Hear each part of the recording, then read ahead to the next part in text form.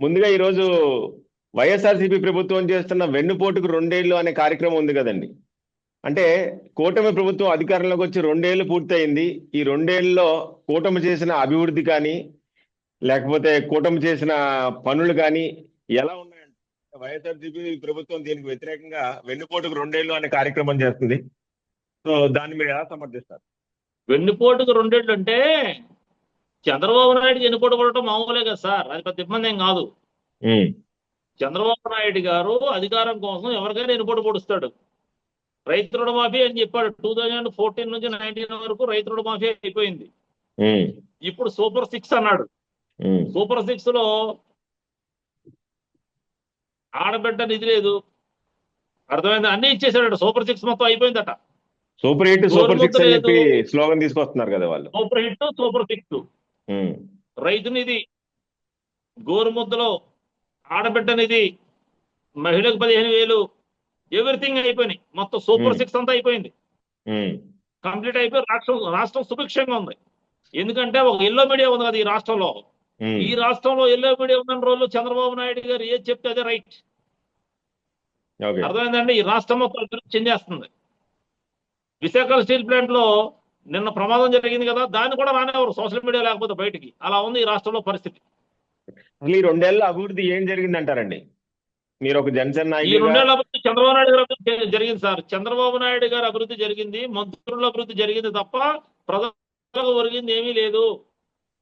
ప్రజలకు ఏమీ ఒరగలేదు. ఈ 2 సంవత్సరాల్లో జగన్మోహన్ రెడ్డి 5 సంవత్సరాలు చేసిన అప్పుని ఈ 2 సంవత్సరాల్లో కూటమి గవర్నమెంట్ చేసేసింది. 4 లక్షల కోట్లు అప్పు చేసింది యాజ్ ఆన్ డేట్ 24 నెలలకి. చంద్రబాబు నాయుడు దిగిపోయేసరికి 12 లక్షల కోట్లు అప్పు అవుతుంది ఈ రాష్ట్రంలో. ఉమ్, జన సైనికులు కానీ, టీడీపీ కార్యకర్తలు కానీ గుర్తుంచుకోండి, మన రాష్ట్ర అప్పు 12 లక్షల కోట్లు టచ్ అవుతుంది. ఏ విధమైన అభివృద్ధి జరగదు, ఏ విధమైన సంక్షేమం ఉండదు. మరి చూడండి, ఇదే చంద్రబాబు నాయుడు మార్క్ రాజకీయం, చంద్రబాబు నాయుడు మార్క్ పరిపాలన. మరి ప్రశ్నిస్తాను అన్న గొంతు ఎక్కడికి వెళ్ళింది అంటారు? అదే కదా మా బాధ. ప్రశ్నిస్తా అన్నాడు ఆయన, నన్ను ప్రశ్నించొద్దని ఈరోజు చెప్తున్నాడు. ఉమ్, ప్రశ్నిస్తా అన్నాడు, నన్ను ప్రశ్నించొద్దని చెప్తున్నాడు. రబ్బర్ చెప్పులతో రాజకీయం చేస్తానన్నాడు. ఉమ్, కాపు, బీసీ, ఎస్సీ, ఎస్టీ వర్గాల గొంతుకై నిలుస్తానన్నాడు. బడుగు బలహీన వర్గాల గొంతుకు చట్టసభల్లో వినిపిస్తానన్నాడు. ఎమ్మెల్సీలు, ఎమ్మెల్యేలు, రాజ్యసభ సభ్యులుగా బడుగు బలహీన వర్గాల నుంచి, బీసీ, ఎస్టీ సామాజిక వర్గాల నుంచి, కాపుల నుంచి వెళ్ళిపోయి రాజ్యసభలో కూడా మీ గొంతుకు వినిపిస్తానని పవన్ కళ్యాణ్ చెప్తుంటే మేము ఊగిపోయాం. ఆయన కాదు, మేము ఊగిపోయాం. ఊగిపోయి ఉన్న ఉద్యోగులు వదులుకుని వచ్చాం. తీరా ఏం అసెంబ్లీకి జరిగిందంటే రబ్బర్ చెప్పులు వేసుకొచ్చారు కదా. అదే ఈ తీరా చూస్తే ఏమైందంటే కట్ చేస్తే రబ్బర్ చెప్పులు లేవు, రాజకీయం లేదు, బడుగు బలహీన వర్గాలు లేవు. రాజ్యసభ సభ్యత్వం చంద్రబాబు నాయుడు ఇల్లు ఇచ్చినోడికి రాజ్యసభ సభ్యత్వం ఇచ్చాడు ఈయన. ఏంటయ్యా అంటే నాగేంద్రబాబు ట్వీట్ చేస్తున్నాడు, షట్ యువర్ మౌత్, మీరు ఎవరో మాట్లాడటం కుదరదు, కంట్రోల్ యువర్ టంగ్. ఏమనుకుంటారు మీరు? ఇది రాజరికం. పవన్ కళ్యాణ్ రేట్ చేస్తే అదే కరెక్ట్. మీరు మాట్లాడటం కుదరదు, మీరు బానిసలు, దట్స్ ఆల్ అంటున్నాడు ఆయన.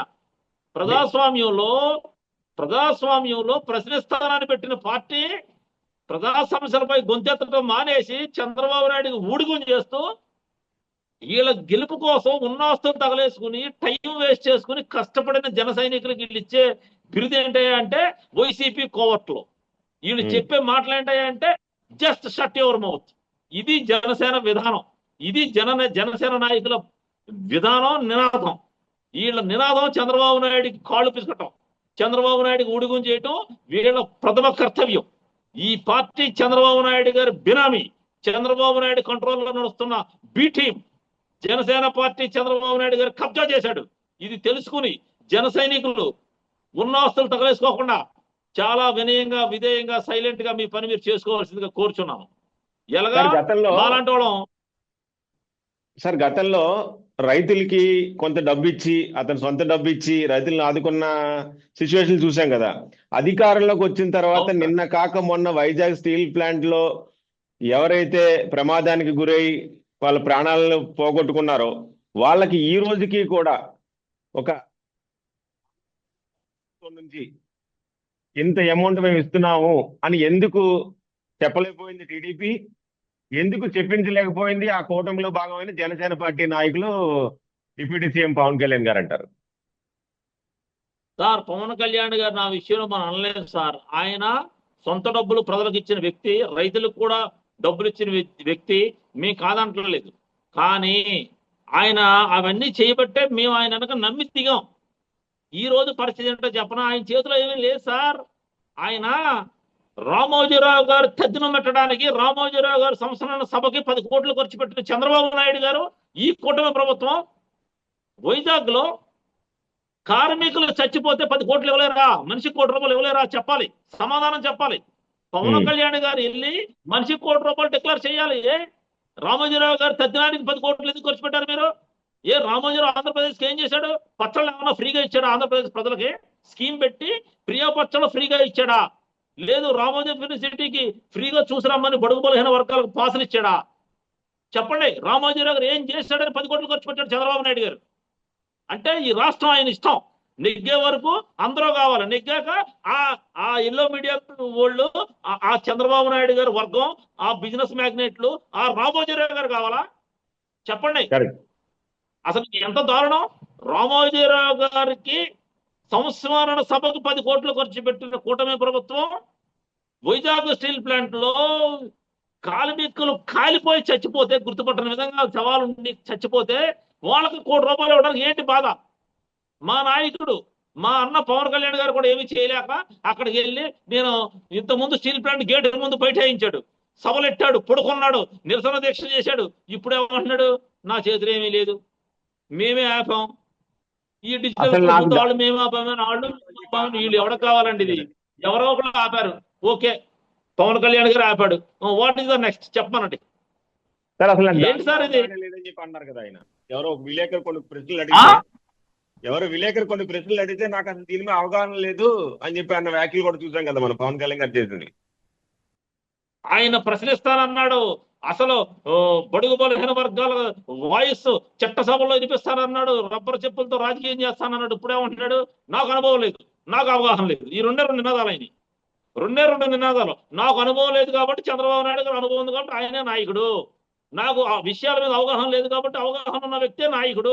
మీ అందరికీ నాయకుడు బాబు గారేరా బాబు, కళ్యాణ బాబు కాదు, చంద్రబాబే మీ నాయకుడు అని జనసేన శ్రేణులు చెప్తున్నాడు ఆయన. ఇంకా మేము వినకపోతే అది మా తప్పు.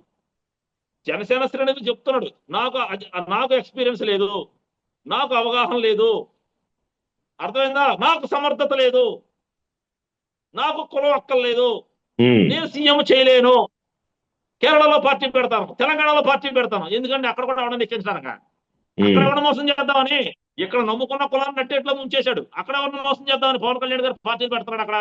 అది కూడా నయా మోసానికి తెరలేపుతున్నాడు. దీనికి ఈయన విధానానికి ఏం జరుగుతుందో మీరే చూస్తారు, మేమేం మాట్లాడం. అదేవిధంగా మేము రాజకీయాలు అనవసరం, ఈ రాజకీయాలు దూరంగా ఉందాం, మన పని మనం చేసుకుందాం, పవన్ కళ్యాణ్ గారిని విమర్శించకూడదని మేము ఒక లైన్ తీసుకున్నాం. ఎందుకంటే ఆయన చెప్పేశాడు. స్టీల్ ప్లాంట్ విషయంలో కూడా చెప్పాడు, నాకు అవగాహన లేదు, నాకు ఎక్స్పీరియన్స్ లేదు. ఎక్కడికి వెళ్ళి అదే చెప్తాడు ఆయన. మరి ఎందుకు నువ్వు ఓట్లు అడిగావు? చంద్రబాబు నాయుడు సీఎం చేయడానికి అడిగాను అంటాడు ఆఖరణ. చూడండి, అది కూడా చెప్తాడు. నేను మిమ్మల్ని అందరినీ ఓట్లు ఎందుకు అడిగానంటే ఆంధ్ర రాష్ట్ర అభివృద్ధి కోసం అడిగాడంట. ఆంధ్ర రాష్ట్ర అభివృద్ధి 4 లక్షల కోట్ల అప్పులా?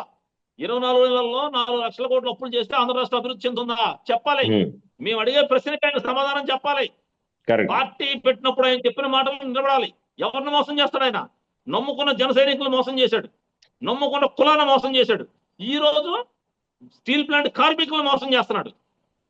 రాజ్యసభ సభ్యత్వం సీట్లో పనిచేసిన కార్యకర్తలను మోసం చేశాడు. చంద్రబాబు నాయుడు ఇల్లు అతికిస్తే ఆడికి రాజ్యసభ ఇవ్వడం ఏంటంటే ఆయనకి ఏంటంటే ఆయన సుదీర్ఘ చంద్రబాబు నాయుడు సంబంధాలు ఉన్నాయని చెప్పి పార్టీ జనసేన పార్టీ నాయకులు చెప్తున్నారు కదండి. ఎవరైతే రాజ్యసభ సభ్యత్వం తీసుకుని లింగంలేని సురేష్ గారు ఉన్నారో, సో ఆయనకి సుదీర్ఘంగా జనసేన పార్టీతోనే కలిసి ఉన్నారు కాబట్టి ఆయనకి ఈ పదవి ఇచ్చామని చెప్పి అన్నారు కదా. అదే చెప్తున్నాను. జనసేన పార్టీ ఆఫీస్కి లింగమేని రమేష్ గారు సైట్ ఇచ్చారని పార్టీ ప్రచారం చేస్తుంది. Party website, main social media నుంచి వార్తలు వస్తున్నాయి. ఇది చాలా తప్పు. నా దగ్గర ప్రూఫ్స్ ఉన్నాయి. 2018 ఏప్రిల్లో పవన్ కళ్యాణ్ గారు 900 గజం సైట్ ని కొనుక్కున్నాడు ఆయన పేరు మీద, ఒక రెడ్డి గారి దగ్గర.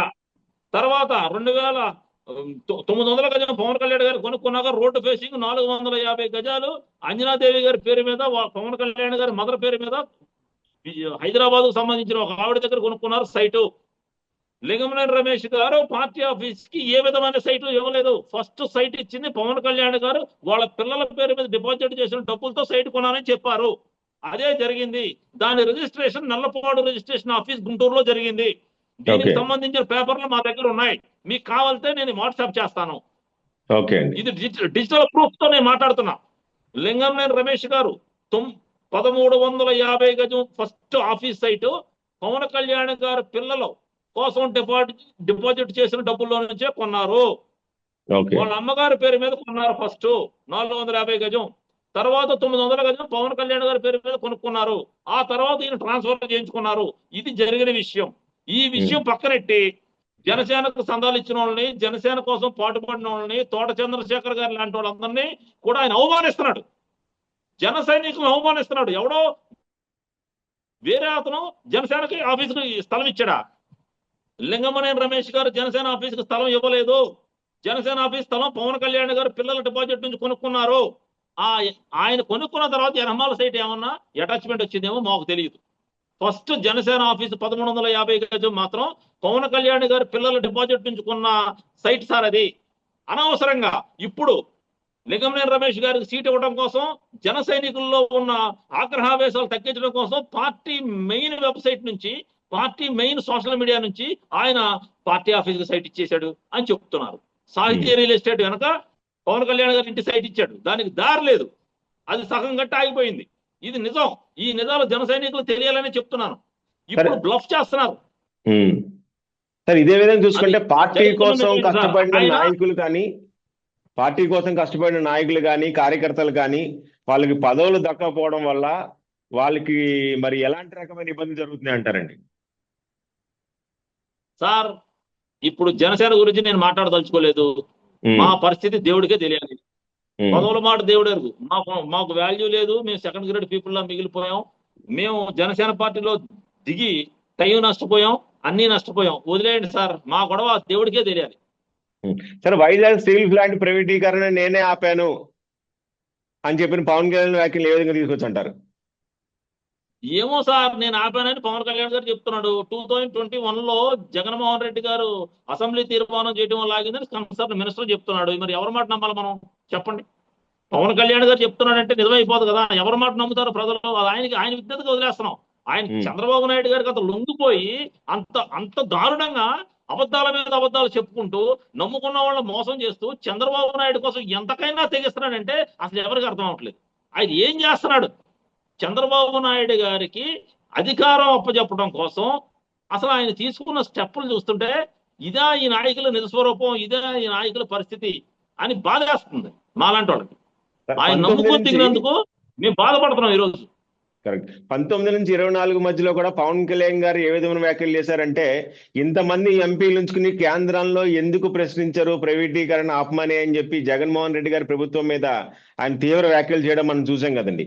మరి ఇప్పుడు అదే రిపీట్ అన్నట్టు ఇప్పుడు కూటమికి అధిక సంఖ్యలో ఎంపీలు ఉన్నారు.